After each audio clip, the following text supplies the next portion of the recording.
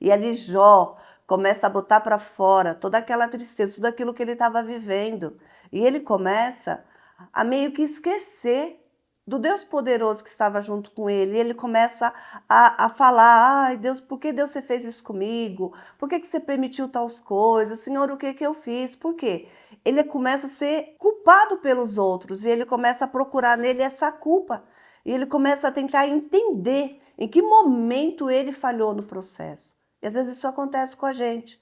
Às vezes, por exemplo, o Senhor te deu uma direção de você começar uma nova empresa. Isso já aconteceu comigo. O Senhor me disse, vai lá e começa uma nova empresa, um novo empreendimento. Eu tinha uma palavra, eu tinha uma direção, mas em determinado momento nada dava certo, parecia que nada acontecia. E eu falava, Deus, você me disse para fazer, Senhor, e agora eu estou fazendo e não dá certo. Mas, Pai, eu estou tentando fazer tudo certinho. Mas às vezes são os processos da vida, é crescimento, é o Senhor trazendo maturidade, é o Senhor se revelando a nós, porque é tão gostoso quando a gente tem as nossas experiências para a gente contar. E a gente não fica só contando a história do outro, não, a gente tem as nossas histórias. E ali Jó, com aqueles amigos, que quando ele quebrou o silêncio, os amigos começaram a falar, Jó, você roubou? Fala a verdade, Jó. Jó, você adulterou? Fala pra gente, nós somos seus amigos. E às vezes as pessoas querem que a gente, com a nossa própria boca, confesse uma culpa que a gente não tem. E a gente não consegue entender aquilo, a gente não consegue entender o processo.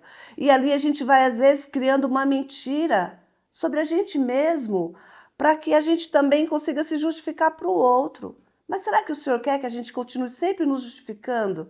Será que é essa a direção do Senhor para nós? Será que nós, quando nós temos a certeza de que nós estamos certos, de que nós fizemos as coisas da forma certa, a gente tem que ficar mostrando para o outro que de repente a gente errou, que não, que a gente é pecadora? Não é verdade. E a gente começa a aceitar uma culpa que não é nossa?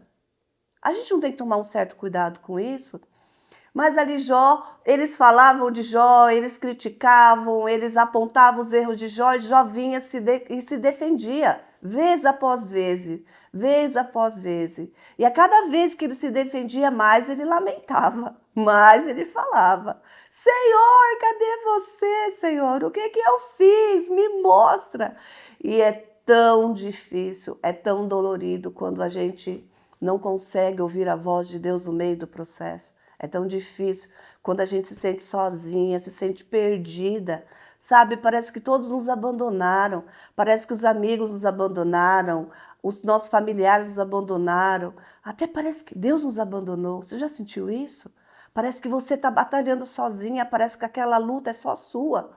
Mas sabe que de longe eu imagino o Senhor olhando para Jó, vendo ele, coçando o corpo com cacos de telha, todo cheio de lepra. Aquele homem que era tão importante, tão influente, que as pessoas gostavam de estar do seu lado, agora corriam dele. As pessoas corriam dele. Ah, eu não quero ficar perto desse pecador, não. Ah, ele deve estar com alguma maldição. Nossa, se eu ficar perto dele, eu vou ser amaldiçoado. E as pessoas ficavam ali confabulando e tentando descobrir o que que ele fez de tão errado. O que que ele fez de tão errado?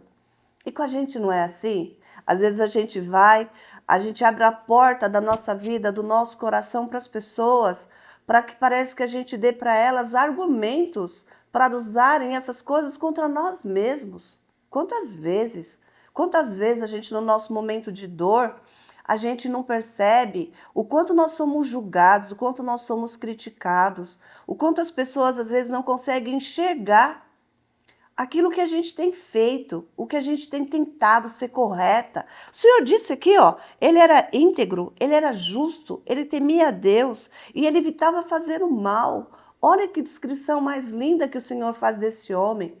E aí ele passando por tudo aquilo e ele fica lá tempos e tempos e os amigos ali, cada um tentando ou dizer qual era o erro dele. E ele a todo momento reclamando com Deus, achando que o Senhor tinha abandonado ele.